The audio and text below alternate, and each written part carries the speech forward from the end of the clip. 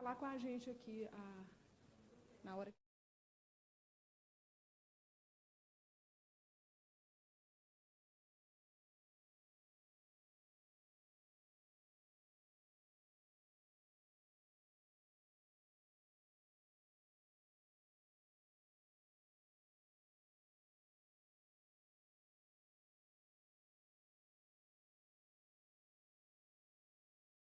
A todas e todos.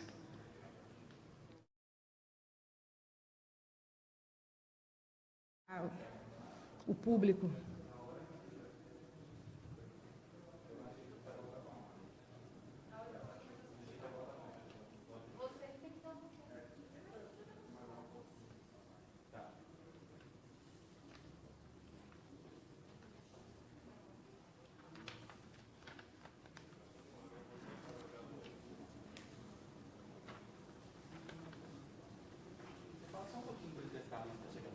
Boa noite a todos e todas. Bem-vindos ao ciclo de debates. Vocês que estão aí percorrendo a galeria, gente, venham aqui, sentem, assistam. Hoje o debate vai ser excelente. Temos especialistas das artes visuais.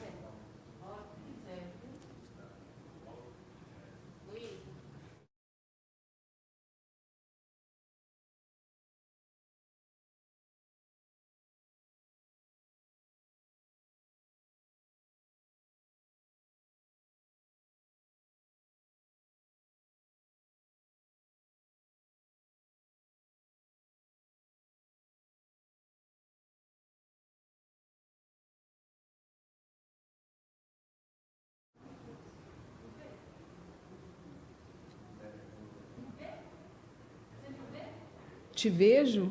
Te vejo. Mas eu te vejo na tela.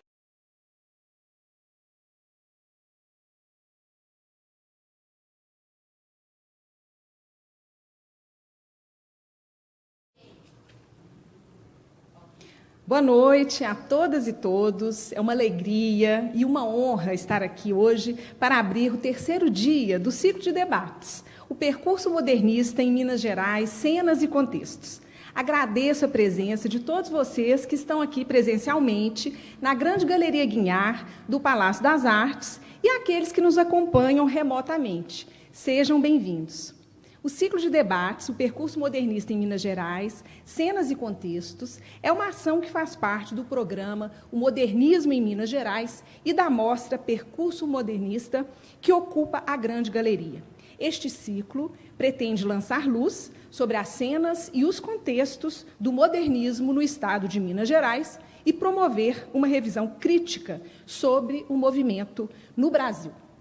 Agradecemos a parceria entre o Governo de Minas Gerais, a Secretaria de Estado de Cultura e Turismo, a Fundação Clóvis Salgado, o Ministério Público de Minas Gerais e a APA, Arte e Cultura, para a realização do programa O Modernismo em Minas Gerais.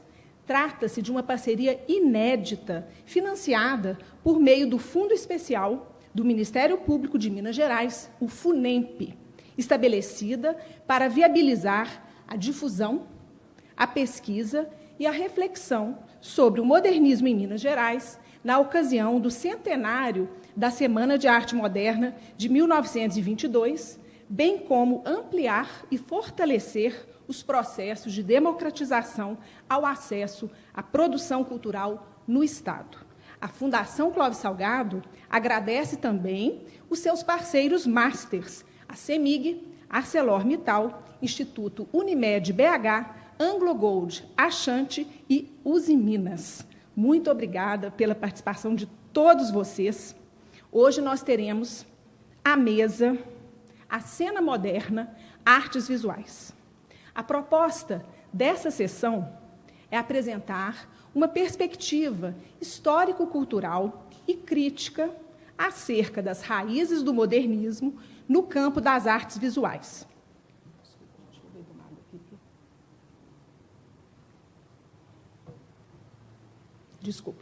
Acerca das raízes do modernismo no campo das artes visuais e o seu desenvolvimento no Brasil e em Minas Gerais.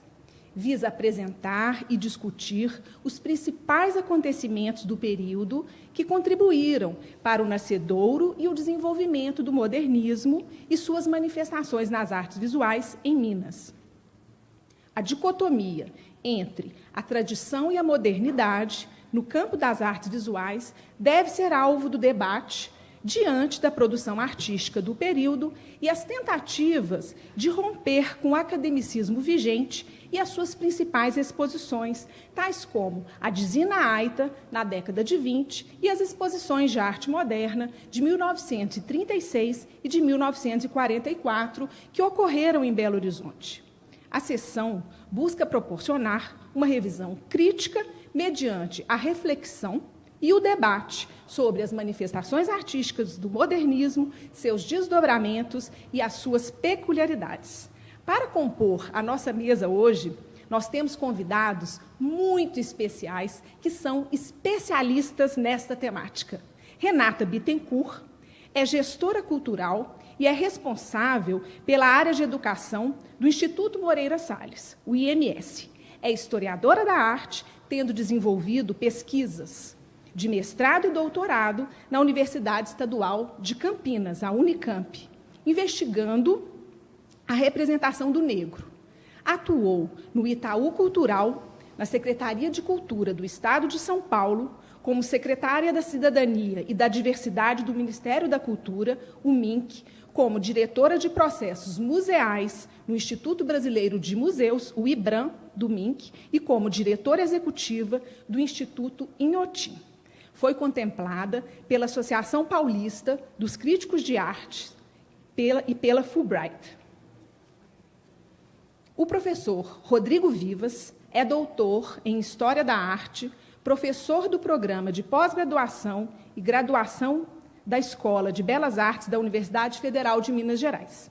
Foi diretor do Centro Cultural da UFMG e da Diretoria de Ação Cultural da mesma instituição. Membro do Conselho Diretor da Associação Brasileira dos Críticos de Arte e, atualmente, realiza seu pós-doutoramento na Unicamp. Para mediar essa mesa tão especial, nós contamos com a presença da professora Renata Cristina de Oliveira Maia Zago. Ela é professora de História da Arte do Instituto de Artes e Design, coordenadora do Programa de Pós-Graduação em Artes, Cultura e Linguagens da Universidade Federal de Juiz de Fora. É mestre e doutora em Artes Visuais pela Unicamp. Gostaria de informar que a plateia pode participar, fazer perguntas endereçadas à mesa. Nós teremos aí, serão passados para vocês papéis e caneta para vocês anotarem as perguntas ao longo do debate e depois a mesa vai poder responder as perguntas e aqueles que estão nos acompanhando também no YouTube podem fazer perguntas aí pelo chat, tá bom? Mais uma vez, eu gostaria de dar as boas-vindas a todos vocês e eu espero que esse ciclo promova múltiplos olhares e interpretações sobre o nosso passado, para que possamos projetar o nosso futuro, tendo sempre em vista a valorização do nosso Brasil profundo, conformado pela diversidade cultural das identidades brasileiras. Muito obrigada. Gostaria de chamar os nossos convidados para compor a mesa. Muito obrigada.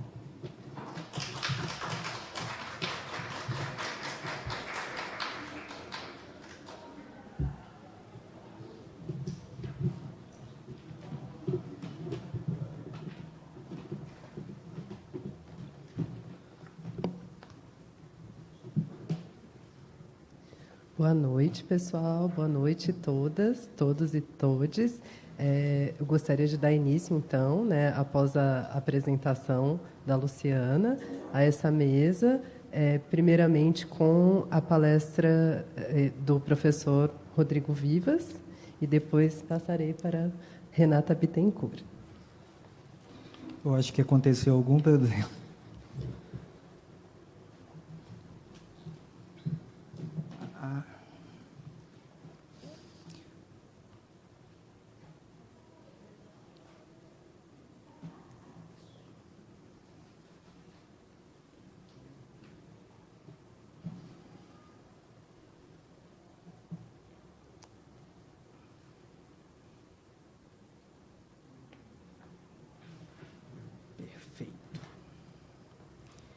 Boa noite a todas e a todos.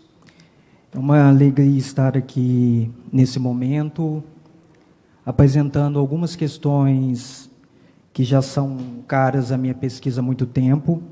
Em primeiro lugar, gostaria de agradecer e apresentar um recorte das pesquisas que eu tenho realizado nos últimos anos, mencionar a felicidade de poder dividir essa mesa com as duas Renatas, Bittencourt e Zago, né? É interessante que eu conheci a Renata em Campinas, mas não conheci a Bittencourt, apesar da gente ter frequentado a mesma instituição, né? E também que eu sou muito mais velho que ambas, né? Então, isso que aconteceu. Gostaria aqui de demarcar, em nome de toda a equipe, um agradecimento especial a Luciana Feres. Muito obrigado pela delicadeza, pela tranquilidade na condução das questões. Peço desculpas. Isso não está contando, hein? É agradecimento. Eu só quero deixar claro. Quero agradecer muito, porque a delicadeza alimenta muito esse coração pós-pandemia, eu espero, ou em transição da pandemia. O trabalho que eu vou apresentar acaba por propiciar um sentido de comemoração, rememoração, tendo em vista que 22 demarca também 10 anos da publicação do livro, fica na minha mão naturalmente, por uma história da arte em Belo Horizonte. Esse foi fruto da minha tese de doutoramento, em 2008, mas depois eu acabei escrevendo um livro, né? Em certa medida, talvez esse seja o papel de toda comemoração, ou demarcação de uma efeméride. É o momento em que decidimos quais os caminhos coletivamente estamos dispostos a seguir. É necessário esclarecer que nunca pensei em minha atuação restrita à universidade, mas como meu interesse é pela história da arte, né, que essas pesquisas fossem também materializadas fora da universidade. Nesse sentido, existe uma questão bem simples, mas que muitas vezes é esquecida, que eu vou retomá-la aqui recorrentemente. As obras de arte possuem um estatuto diverso das outras artes. Quando estamos lendo um livro, existe a materialidade reproduzida, mesmo quando nós estamos falando da reprodutibilidade. É difícil falar que um livro X ou Y, eu estou aqui, então, a partir desse momento, com o original, porque ele demarca exatamente o lugar de outras reproduções possíveis. Então, o presente livro é um livro que você pode ter na sua casa. Não estou falando, naturalmente, da recepção, mas da materialidade. Isso não acontece com as obras de arte. Então, essa é a primeira ponderação que eu gostaria de deixar bastante claro, que vai ser um pouco o percurso que eu vou falar. Quando esse livro foi organizado, compilado, dividido em capítulos e elaborado em uma narrativa, ele está presente no objeto final.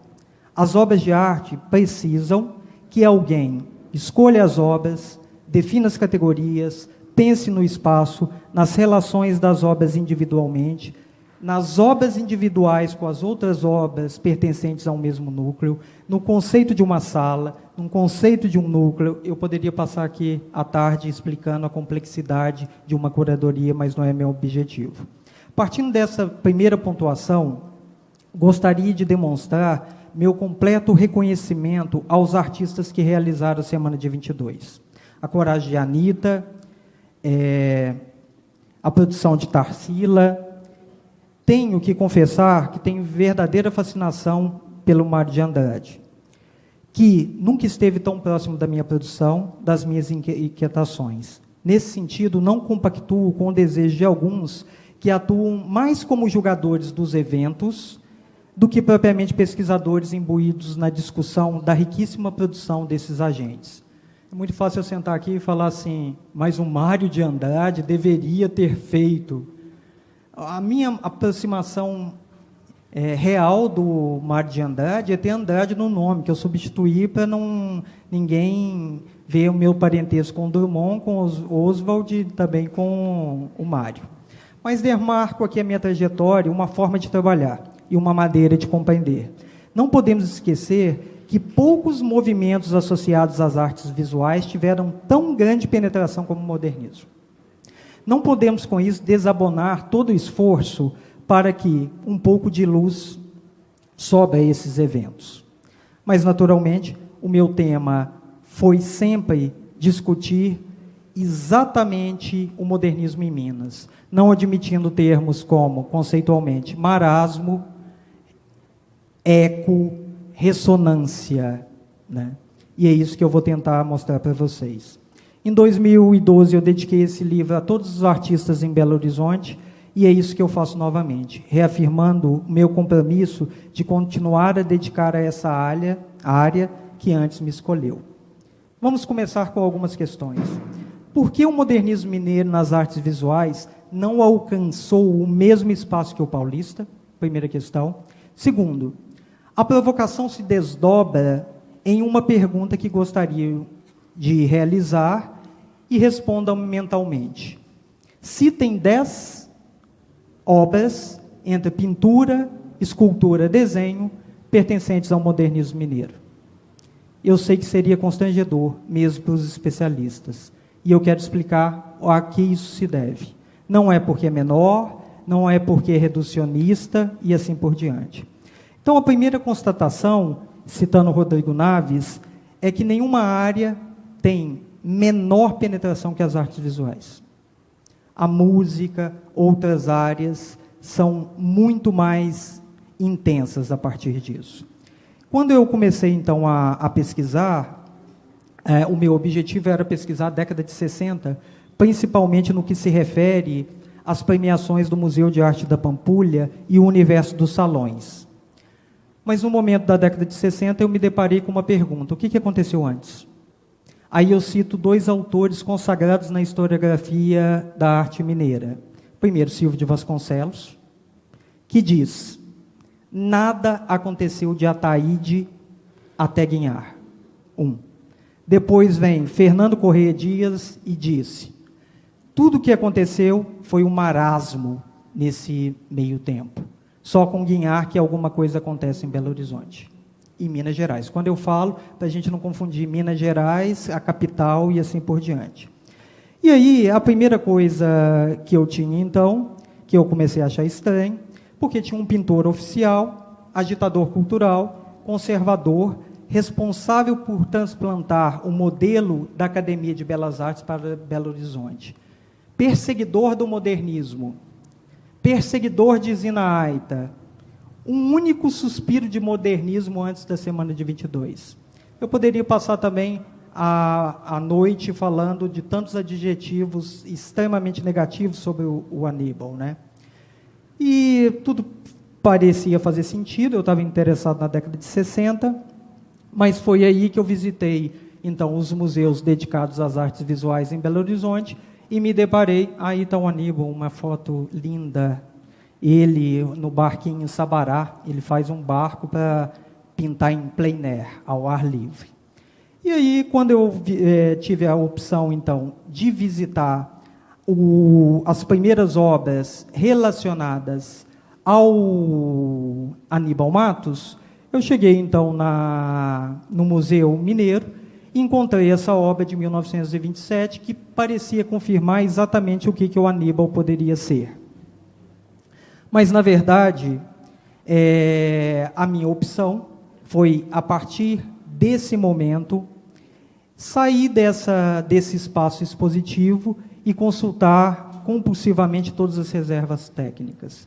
Vocês estão vendo que esse é um tema tradicional produzido pelo Aníbal em 1927, mas o mais interessante é o que a gente percebe uma obra como essa produzida antes de 1927. O que eu estou querendo ponderar? Estou querendo ponderar que esse conceito de acadêmico como uma obra bem preparada, estabelecida a partir de um rigor, não fazia sentido em obras que eram anteriores. Para demonstrar isso, eu vou mostrar, inclusive, o quadro geral de texturas que ele utilizava, e a gente fica muitas vezes imaginando que o artista ele trabalha de forma linear, né? Ele é acadêmico, vira moderno e depois, necessariamente, vai para o contemporâneo. A partir desses questionamentos, eu entendi que o conceito de acadêmico era fundamental ser realizado quanto revisão. Essa revisão não foi feita por mim e já congrega, desde a década de 80, grandes pesquisadores, como Sônia Gomes, Jorge Colli. Então, essa tipologia acadêmico versus modernos, como foi construída, ela se transforma num tema extremamente provisório, superficial, e serviu mais para criar essa dicotomia, né? Então, a partir disso, eu já sabia que o Aníbal Matos, então, não era aquele pintor acadêmico, mas ele poderia ser esse grande perseguidor, né, que a gente teria visto. Em 1920, então, surge uma jovem, Zina Aita, que então faz a sua primeira exposição moderna em Belo Horizonte, né? E é interessante notar que um cronista chamado Fly, um pseudônimo, faz grandes elogios à obra e à produção da Zina Aita, enquanto todos dizem que o Aníbal Matos a estava perseguindo. Aqui tem uma obra que eu, inclusive, vi como reprodução aqui nesse espaço, né? Mas muitas coisas ainda não faziam sentido, né? Por que que essa jovem que passa por Belo Horizonte estaria naquele momento num pressuposto de perseguição? Ele já não era acadêmico e a ideia de perseguição me parecia muito história do bem contra o mal. Mas o fato que, considerando essas questões, o que eu fiz, então, foi fazer um trabalho extremamente compulsivo, reunindo todas as críticas e matérias de jornal publicadas, de 1913 ao infinito. Eu não tenho saudade nenhuma dessa época, e quando os meus orientandos reclamam justamente das dificuldades de fazer pesquisa, eles não sabem o que era uma pesquisa. Isso não está contabilizado também no meu tempo, eu vou contar rapidamente. Eu acompanhei, tá? Eu vou oferecer um jantar para eu ficar 2h30 aqui na preparação que eu fiz, tá? Então, o que a gente chegava? A gente chegava no lugar, pegava uma pasta e tinha lá os jornais que circulavam na época. Você chegava e falava assim: então eu quero Diário de Minas, 1913. Um senhor vinha com um carrinho e te trazia os volumes. Esses volumes traziam também uma poeira junto com ele. Ele chegava e colocava na sua mesa. Só que tem um problema. Não tinha coluna dedicada às artes visuais, gente. Você tinha que folhear todas as folhas, uma a uma, até chegar no ponto central de encontrar uma única matéria. E o problema? Você só podia consultar 3 meses por dia. Então, calcule, 5 jornais circulando diariamente. 1913 é o infinito. Você podendo consultar 3 meses, por isso que vocês percebem que eu tenho 72 anos hoje. Então, a partir disso, eu percebo, então, como esse Fly, que elogia tanto a exposição da Zina Aita, poderia conviver com esse cara mau que era o Aníbal Matos. Depois de ler todas as matérias, eu descubro que o Fly é Aníbal Matos. Aníbal Matos, então, não só escreve, recebe Zina Aita e patrocina do seu próprio bolso a exposição do acadêmico mau, né? Por 2 anos eu não sei por que eu acreditei nessa história, né? Porque fica parecendo uma coisa de Pinky e o Cérebro, né? Aquele desenho, né? O que o Aníbal Matos vai fazer hoje? Vamos fazer aquilo que a gente faz todos os dias das nossas vidas. O que é? Perseguir o modernismo. Não faria sentido, né? E ele patrocina, e a partir desse momento, eu não vou discutir que está por uma história da arte em Belo Horizonte, mas a Zina Aita tem pouca ressonância, e eu tento resgatar a Zina Aita a partir dos seus professores e do seu retorno à Itália, que aqui eu só demonstro um fator de erudição, que aí está, né, das obras que eu fui acompanhando em comparação à Zina Aita. Esse era o primeiro momento, então. Depois do segundo momento, eu passo propriamente à discussão do Salão Bar Brasil. O Salão Bar Brasil seria outro movimento. Enquanto Aníbal Matos fazia uma exposição acadêmica, o Salão Bar Brasil teria se reunido com chopes e questionamentos ao Aníbal Matos. Isso me pareceu bem interessante, né? Principalmente na construção dessas duas obras, né, que também estão aqui, do Fernando Peruccetti, que no caso é o Luiz Alfredo. E é interessante como essa obra é utilizada para demarcar um gesto moderno. Mas parece que ninguém leu o catálogo, infelizmente. Porque a exposição de 36 não tem nada de modernista e nem moderna. Como assim? Vou ler um trecho da apresentação dessa exposição. A beleza tem, é certo, um padrão imutável de todos os tempos. 1936. Piora. O corpo harmonioso da Vênus de Milo, a graciosidade indefinível da Gioconda, continua a ser, para os nossos sentidos, os pontos culminantes da estesia. Expondo o cingelamento aos olhos do público à arte moderna, traça o roteiro para uma região onde a arte eterna possa, dentro da paz e da harmonia, trazer os rumos da beleza eterna. Gente, olha só, isso nunca é um texto moderno, modernista, de reivindicação, de ruptura com o passado e assim por diante. Então, a exposição de 36, ela não pode ser considerada, infelizmente, como um questionamento ideal de um tipo de modernismo que a gente está aqui discutindo. Então, uma das primeiras questões que chama atenção não é possível separar as formas de ver, as formas de expor, como as formas também de tratar o modernismo em Minas Gerais. Por quê? Porque existe uma diferença crucial que eu já estava demarcando. Qual que é a diferença principal entre o modernismo paulista e o mineiro? A nossa incapacidade de produzir ainda uma narrativa que esteja materializada nas obras de forma expositiva. Veja só, quando eu discuto, então, que Tarsila existe materialmente dentro de uma instituição. Ela existe a partir de uma construção de uma narrativa. A grande parte da obra da Zina Aita, que a gente conhece, as poucas, pertence a coleções particulares. Isso nos impede de fazer um trabalho continuado de colocar o Aníbal em relação à Zina Aita. Não estou aqui para defender o Aníbal, estou dizendo que a história da arte se processa a partir da discussão, das aproximações e dos gestos curatoriais. Mas, em certa medida, eu entro numa exposição belíssima.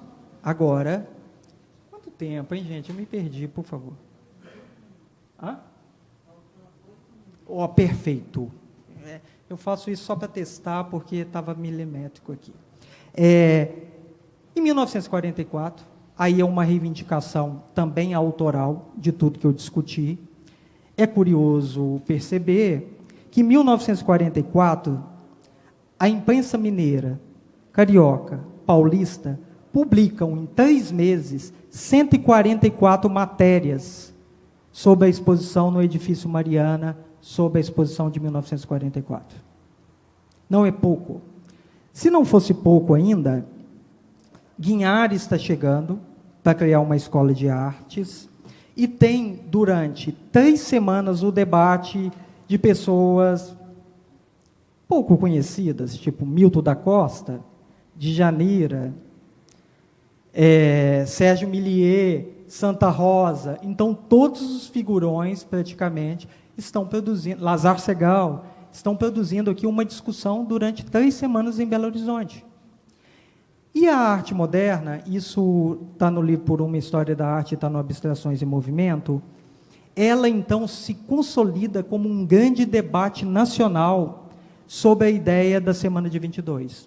Vamos lembrar que a Semana de 22, e tem sido muito debatido, que ela passa a ter, de fato, uma ressonância, como a gente entende, depois da década de 50. A gente não pode esquecer isso. A gente não pode achar que 22 já existia esse sentido. Então, passando nisso, como provocação, eu vou mostrar 3 obras. Teve uma exposição belíssima aqui, da Denise Matar, que fez a curadoria dessa exposição aqui. Foi para Brasília, eu tenho certeza que veio aqui. O galo estava ali. E, nesse momento, a exposição se abre, e ela se abre com um retrato inacabado. Não no conceito modernista de inacabado, viu? Porque realmente Guignard não tinha acabado e escreveu uma plaquinha, retrato inacabado. E dentro dessa exposição, o que a gente percebe então? A gente percebe essas 2 obras, uma do lado da outra. Eram 3 obras, retrato de JK e essas 2 obras. Um tempo eu não coloquei legenda para vocês identificar os autores.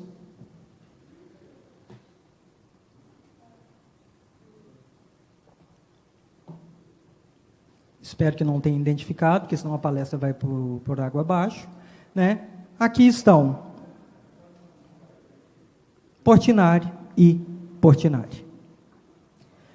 As 3 obras estavam, então, sendo colocadas, onde se podia também ver, nessa exposição, né, existia um caderno onde as pessoas poderiam fazer anotações do que elas achavam sobre a arte moderna.